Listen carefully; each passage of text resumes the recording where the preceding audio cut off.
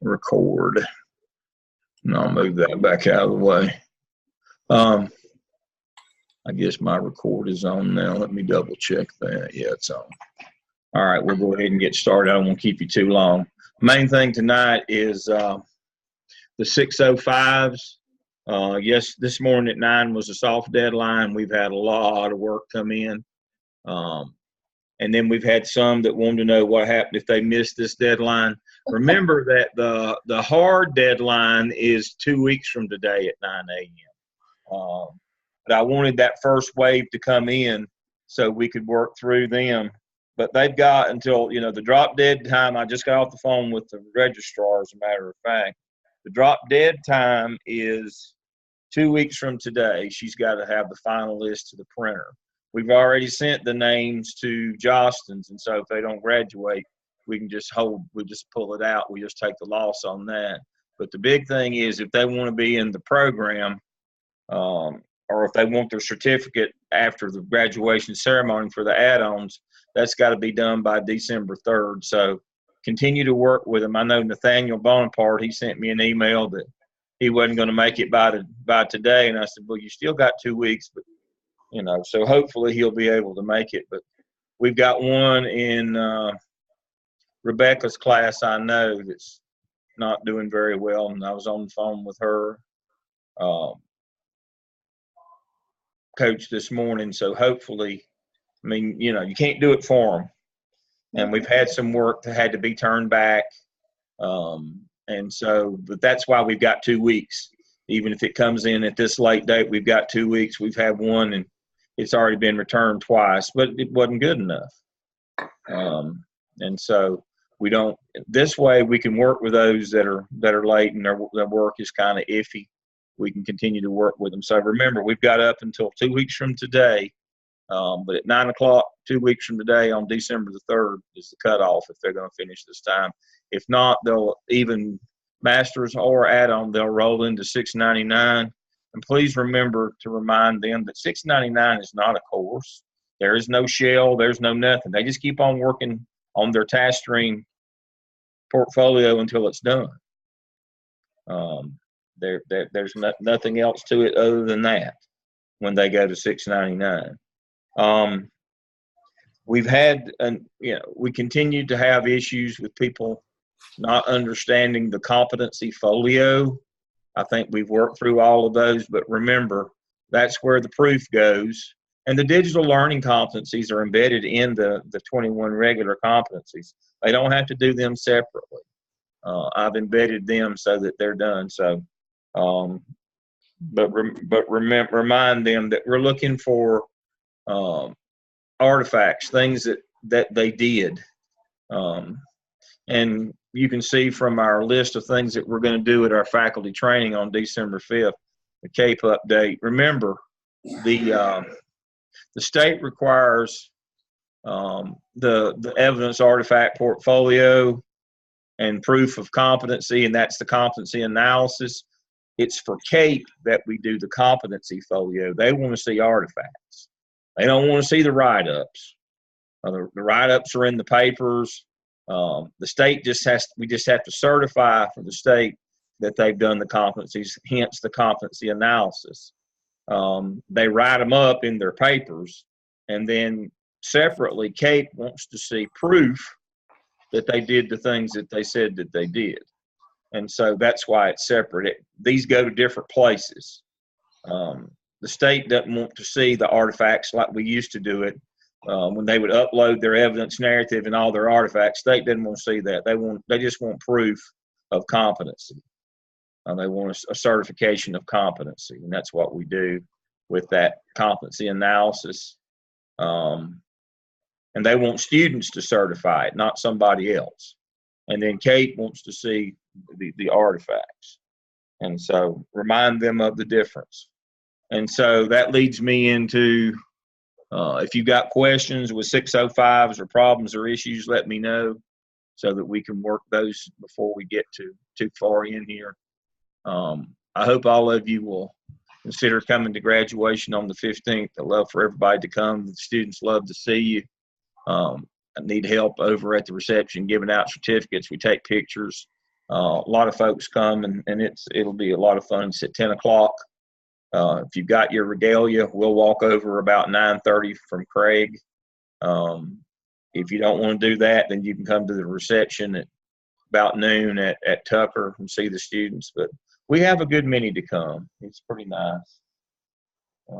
So hopefully that will go well. The next big thing, and the last thing on my agenda tonight, is the faculty training. According to this, it says mandatory for faculty, both adjunct and full-time, and or those who serve on dissertation committees or chairs. Breakfast and lunch will be served. Now, I don't know about travel. I mean, they'll pay you your travel in terms of driving in. I don't know about hotel. I'm going to have to find out about hotel, about what they'll pay for that. Since it's a Saturday, I know they won't pay for Saturday night, but I'm hoping they'll pay for Friday night. But I'll have to try to track that down, if they'll pay for that or not, because that certainly would be helpful. Many of you, I wouldn't want to have to drive in on Saturday morning. And so what we'll be covering there is the CAPE training and update. Hopefully by then we'll have some idea of how our CAPE report is going. We don't have any feedback on that yet. Our program is very strong.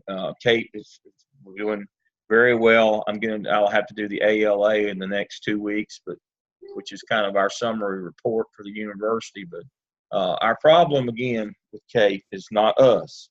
It's not advanced programs. It's not even our elementary and middle school programs.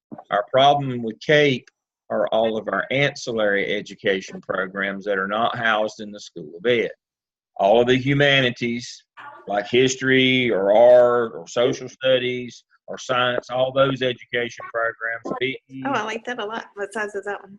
all your foreign languages, all of those, CAPE considers them to be under the umbrella of the School of Education. Very cute. So, and so I went ahead and muted that one. And so we, there's Danny and Phyllis. Oh, we got a bunch here tonight. And so that's really our problem. But the feedback on advanced programs has been very good.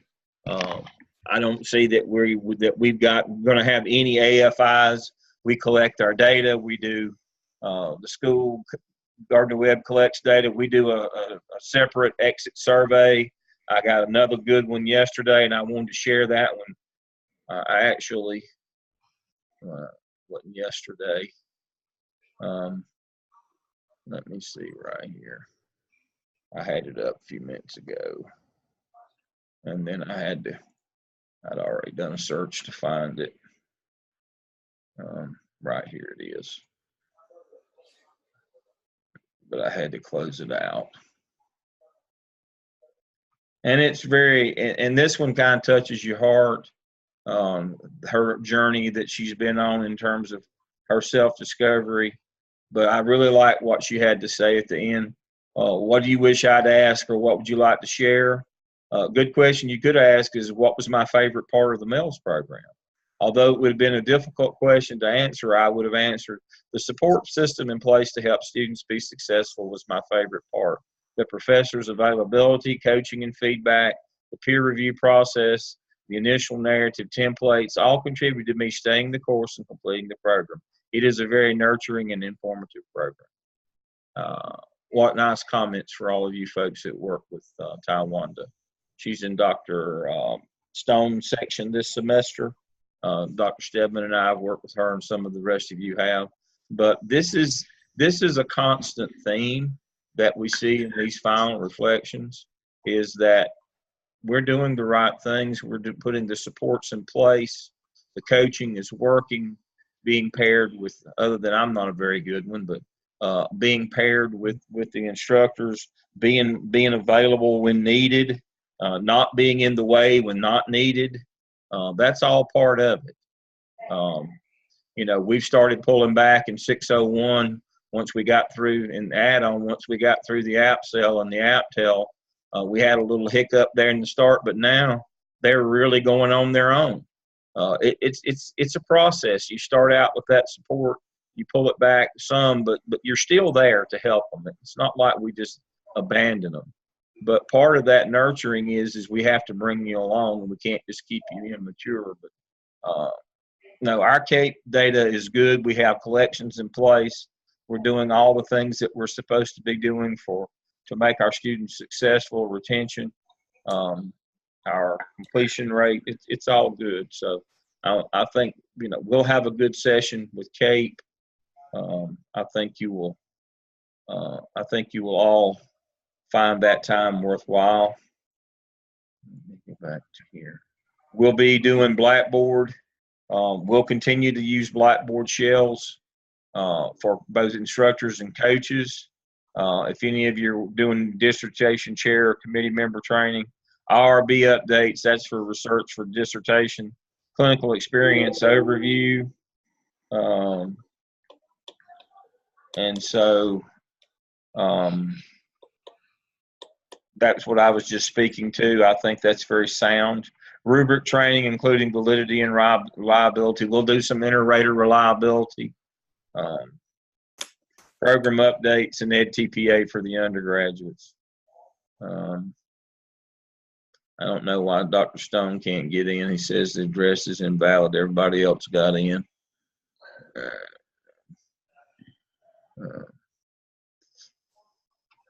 But anyway, let me see.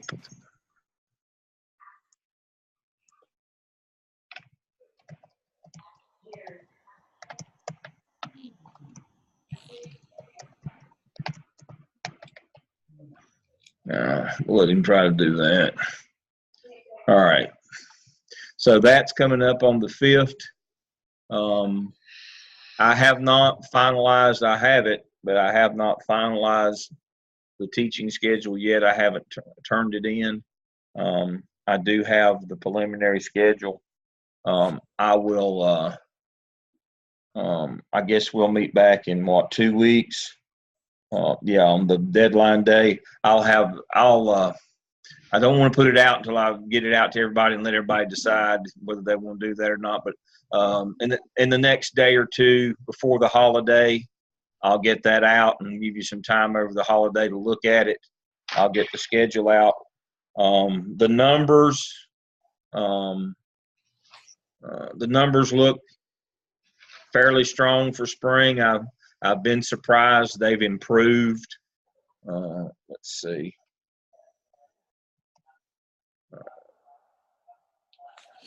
Let's see if we've got the Friday the 16th weekly conference call. Agenda for conference. Let's see. Here we go. Let's look at the numbers from this past week. Let's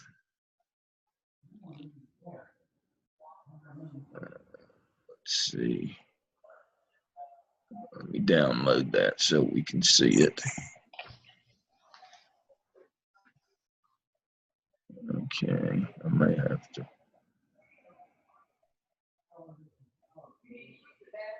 There we go. So right now, we've got 34 and 63. So we've got 90, what's that, 97? And they said that around Thanksgiving that there'd be a big rush when people are out and can have time to fill out the applications. So last spring, we had 100. It looks like we'll have at least that many this spring, maybe more. And so it looks like, I think I've got 3 sections. Looks like I'm going to have to add another section of add-on, but that's no problem. And it looks like I'm going to have to add another section of regular as well. I don't think we can have 34 in one section. So it looks like we're going to have at least 2 sections of regular and 4 sections of add-on. That's what we had last spring. So the numbers look good. We were where we needed to be in the fall. Spring looks good again. Looks like we're going to have at least as many, maybe more than we had last spring. We've also added a new program track. I don't know if I mentioned this or not. And we've got it full as well. We've got 45 new students, an additional 45 that are taking 601 and 603 in the same semester. They're doctoral candidates in curriculum and instruction. They are either in dissertation or they have finished their dissertation. And Dr. Laws and we're going to do it low residency like the doctoral program with 3 weekends and 8 required Zoom sessions. I'll be teaching 2 603s this spring with that, and he'll be teaching 2 601s, but it's a weekend. Dr. Stone and I have talked. After this semester, it'll come back to MELS full time. We could do it in an online format. Otherwise, we'll have to find somebody who wants to do weekend classes for 601. I'm also training Dr. Stone to do the 603 part, and I can shift to the 601 because I'm sure that Dr. Laws is going to be too busy after this semester to do this on a regular basis. He and I are doing it to get it launched right now. With us doing it, we don't have to get SAC's approval. And after we get it launched, we'll be good. So that's going to be a program track that's going to run once or twice a year and have 1 or 2 cohorts. So actually this spring, we're going to have more than we had last spring with regular, looks like, and we've got 45 more coming in. So the numbers look good. And a lot of that is due to you folks, the job that you do with these people, and they're happy, and the word gets out, and everybody's happy. Things go pretty good. Dr. Lamb, what about Tawanda Bailey's she wants this answered on Monday night during the town hall. She is one of those from South Carolina that wants to take the other 2 classes to get the full degree. And she asked me to make sure that is addressed on Monday night. Yeah, there's several of them that are interested in that. Yeah, they've just got to take the 2 classes and don't have to do anything else. But she's going to want to know when they can do that. They can start right back in the spring. Okay. I've already talked with the registrar. So you're going to address that on Monday night then? Yeah. I told her I would make sure that you knew that. All they have to do, they don't even have to do anything other than just sign up. They're currently enrolled students. They don't have to do anything. They might charge them a little admission fee, but the cost on that's going to be about $6,000 for those 2 classes, about $3,000 a semester. Well, I think once you announce it on Monday night, I think you're going to have a lot of takers on that. Yeah, we've had some this semester, and so that's another revenue stream. These add-ons, getting them back in to do 2 and 4. Malia likes it because we do course by arrangement on some of those if we're not offering 2 or 4, and we can do that. If it's too small for a class, we do course by arrangement. We pay $1,200 a student for that, which is pretty good for summer money. And you have 3 or 4 of them, you do all right, 2 or 3. And so yeah, we're advertising that pretty heavily as well. We got a lot of add-ons out there that could use a second master's degree, and so that's revenue. We're also working, it may take a little while, we're also working on a new master's program that would have 3 of the MELS core courses in it, and then it would have 3 others according to your program track in either private charter school, public services like police, fire, and local government, and the third would be community college, would be a kind of an executive leadership non-licensure master's. But 3 of the courses would be core, and so that's in the works as well. We could even do that when it's competency based and pay you to work with those. You don't even have to come online and teach a class, and so that works out really well if we do it in that format. Right now, Dr. Bull is working on a program similar to that for DCP for teacher assistants to go from their 2-year degree to a 4-year degree on a competency base. That's going to be the first, and then if it goes, we're going to come right in behind it with the master's program. So we have a lot of programs going, and a lot of things are good. So I appreciate all you do. The students love it. The feedback has been good. Our promoter score last semester was great. The comments were good. the final reflections are coming in. They've all been good. And one of the things that they've been consistent with is they love their peer review groups. They love coming online, and so we're adding some more case studies for them to come on and talk. After a couple of the peer reviews, especially after 601, they've got that. So we're trying to do some more things that they can come online and collaborate and form a bond with. And so Danny and I did a couple of case studies. Steve's working on some for 605. We're going to do a few more case studies where they give them the opportunity to come online as a group and collaborate and share. They like that part. But they like that part a lot. It doesn't just have to be peer review, but there's obviously, it can't just be a social hour. If there's some content that goes with it, and they've done a couple of case studies for us in 601 this time in a collaborative as a Zoom session, and they've really enjoyed it. The feedback's been excellent on that.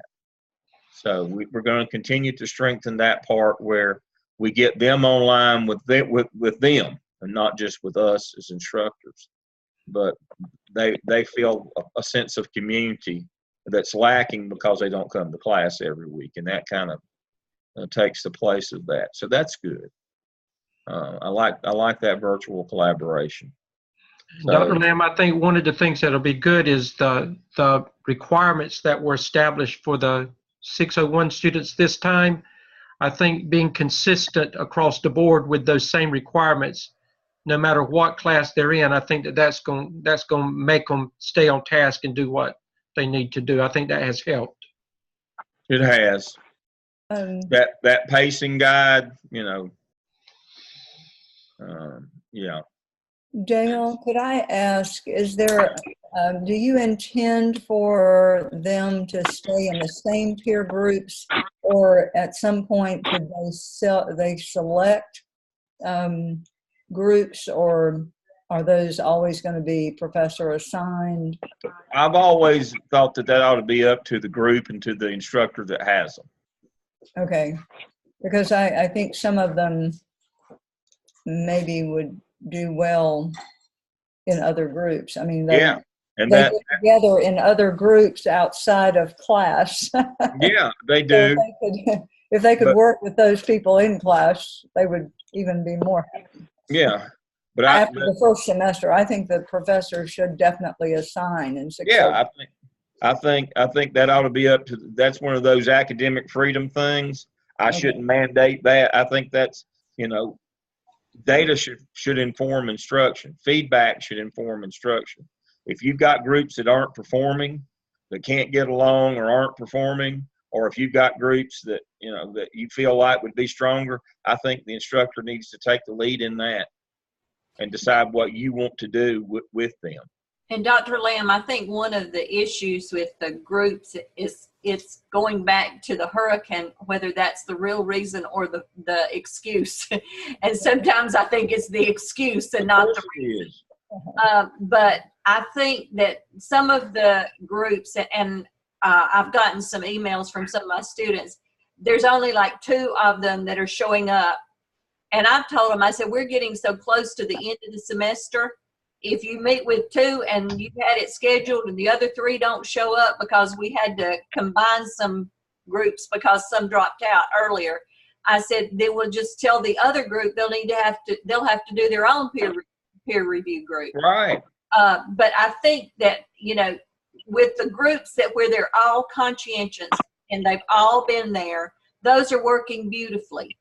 But there are a few that you have 2 or 3 that are very conscientious and 2 or 3 that are not. Yeah, and they're dysfunctional. And so what Danny and I, well, mostly Danny, since he does all the work, what Danny does is he takes the ones that work well and put them together and take the others so that we can kind of work with them separately. But yeah, we reserve the right to regroup at any time if you're not doing what you need to do. And we tell ours to move on. If you got 2, we won't let 1 or 2 hold the other 2 back. And that's what we've told ours to do too. That's why I said you got to get a feel for it. It shouldn't just be mandated because that doesn't work. You have to see how it goes. Now, I'm going to be ugly. Don't quote me on. I should turn the record off on this. One thing that the hurricane has done, I believe it has saved lives in that they can use the hurricane as an excuse rather than death in family this semester. Well, I'm getting those too. And illnesses. Yeah, I know. Yeah. We had one that wrote and told us in graphic detail what her illnesses were.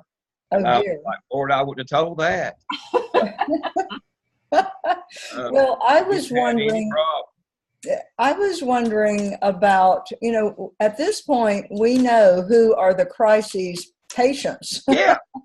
And Yeah. I would really somehow like to say their peer group is with me a couple of times at least until they get this stuff done. That's exactly But I don't feel like I can mandate it because that's not part of our program. Well, but you need to tell them, and Danny and I tell them in the strongest terms. If you're not doing well, you got to work with us, or you got to work with Danny, and Danny comes online and works with them. Well, I have office hours on Sunday, but the people who come to office hours are the choir. Yeah. And they're the choir. said, if you don't have the apps done, you need to come to office hours, and they don't come. Or they'll come and then they'll call me or email me later and say, I'm sending this to you and I need you to evaluate it now. I'm going to use it tomorrow. Yeah. I had them say that on Sunday. They came to office hours, didn't ask a question. I mean, I was begging for questions, and my good students were asking questions left and right, and this person never said a thing. And she emailed me afterwards saying, I sent you my work, and she did at 7 o'clock when my office hours started. And I need it tomorrow morning because I'm going to be using it. One of the things that Danny and I have done is we've been really, really strict since midway of the semester is you can't send us partial work and expect us to write it for you. Nope. When you send us something, it must be the entire task. It can't be one prompt of two or a half of one. It has to be the whole. It has to be whatever the whole task is. It has to be the whole task.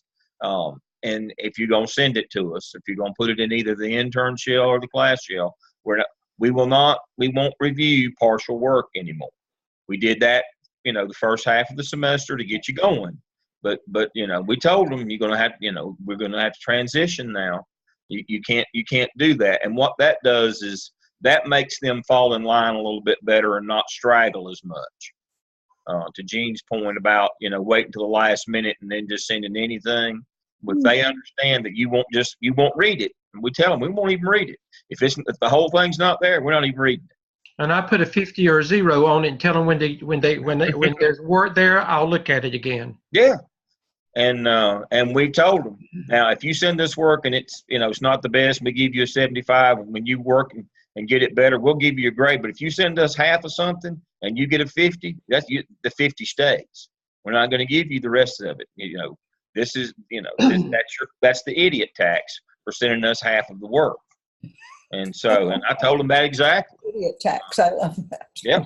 We have also been sending weekly reminders of when tasks are not finished. Mm-hmm. And every Monday morning. Since I have done that, I've gotten one student who responded. I said, give me your plan for completion of these two tasks. I have had one student to send me a plan. Yeah. And I sent out much more than one. I think that was probably about 10 or more. Mm-hmm. Yep, I think so. Yeah. But one responded. Yeah. But again, Danny does all the work for us. I do the grading. He does all the work. I just loafer mostly. But y'all know differently though. But now we do the same thing every week after Sunday's turn in. We send them a notice what they're lacking. I think that helps us with pacing. I think it keeps it out. There's some that it's not going, but for the majority of them, that really spurs them on. Steve Stone and I were talking. I think Steve's called in. Steve and I were talking late last week, and even in 605, we probably need, not just with 601s, but 3s and 5s and 2s and 4s. We need to make sure that we tell them, we run Sunday to Sunday. That's the way our pacing guides work, and we need to pretty much tell them you've done this or not done that.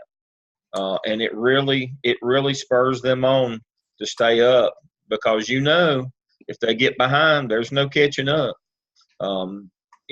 We're going to cover the OMA in a couple of weeks, so that they'll have something to do over the Christmas break. And it won't hurt our fee. The good thing about going into the OMA from 601 add-on, the OMA doesn't require a group. They can start collecting all that stuff on their own. Right. So if you've got 601 add-ons, we can do that. If they're in 602, you can introduce if you're in 601 add-on or 602. Now the AppTel, you can introduce it as well, because they can do their research. They can do all their research on their own during Christmas.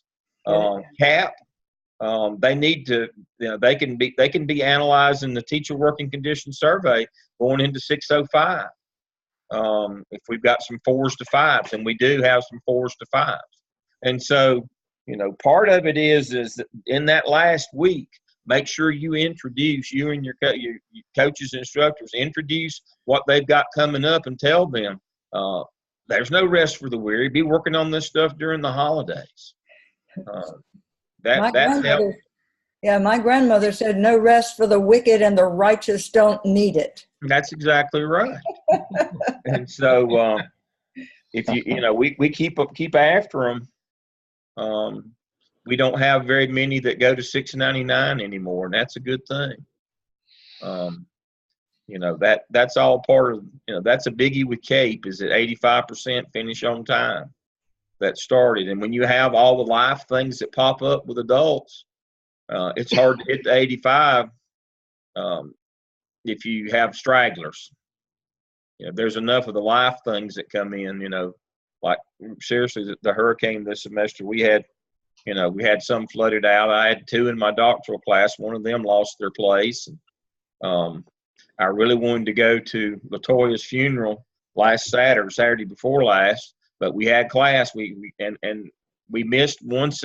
I had 2 that I already missed because of the flooding, and but I knew that if we didn't come, that they would be behind for next semester.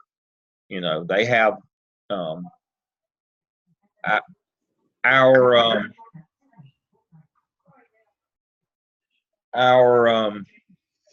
our doctoral students in DEOL, they have pretty much like we do evidence artifacts, but it's called their consultancy project. They have milestones every semester, just like pretty much paced just like we do in this program. And if you get behind this, if you don't finish this semester's, then you start behind for next semester. And they have 11 milestones. And I'm so upset about LaToya passing. She was one of our master students from Raleigh, and she was in our doctoral program in CNI, and she passed away 2 Saturdays ago at 37 years old. But I just couldn't, I couldn't ditch my class to go because we were so jammed up this semester. Those are the kinds of things that we just got to soldier on sometimes. Otherwise, our groups won't get through on time, and we got to hit that 85% mark. If we're going to be accredited, our program is going to keep its accreditation and be able to grant licenses, to our folks. We have to hit that 85% mark completing on time. The only way is to pace them correctly.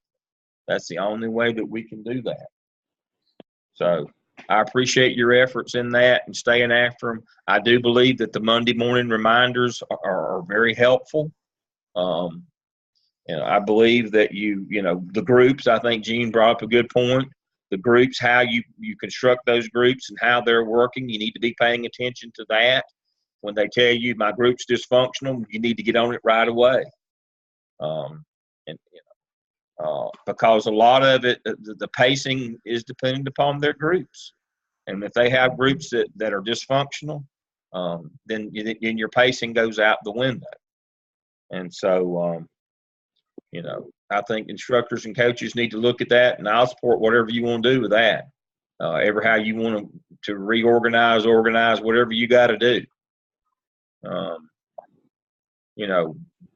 We had a student last semester that got back in the program. She's been in and out. This is her third time in, and she's been out twice. We put her with a group to help pull her along, but we told her this semester we're not putting you back with that group. Well, why not? Well, because you need to step out and do some of this on your own. We put her with a group that would pull her through, but she's got to step out and do some work on her own. That's kind of tough love, but we can't turn her loose with a license and her never have really done any work, shown no leadership. And so sometimes you have to make those decisions, and they don't like it. Danny and I were talking today. Sometimes these people are going to give us ones across the board on SOIs. That's just how it goes. We have to do the right thing, though. I want to get them through, but we want them for it to be a quality program. And sometimes you have to manipulate those groups. It's true. Anybody have anything for the good of the group? I'm frying a turkey. If my brother-in-law's, if anybody's in Ruston, come by and have a turkey leg. I'm frying a turkey on Thursday. It'll be a good one. So we'll be in the office again tomorrow. I'm always available, you know that, but we'll be on campus again tomorrow. Campus closes down, close the business tomorrow, but I'll be available if you need me. Hope you all have a good holiday. If there's anything that comes up, just let me know. I'll all have a good holiday, good week. I'll see you in 2 weeks. Gobble, gobble. Happy Thanksgiving. Okay. Bye, everybody. Bye-bye. Night. Thanks. Good night. Stop share. Good night, Hi, Steve. Dale. Night, Can you Steve. hear me? Yes, Can I you hear can. me? Yes. You mean all right. So anyway, I was wondering, I could hear you, but I was afraid to say anything because I didn't know if you could hear me. Yeah, we can hear you. It's I a don't know telephone. why, but I had to do the call in. See, it's a telephone. We had these long before email, text, and Twitter. They work really well. Yeah. All right. Talk to you tomorrow. All right. Bye-bye. Good night.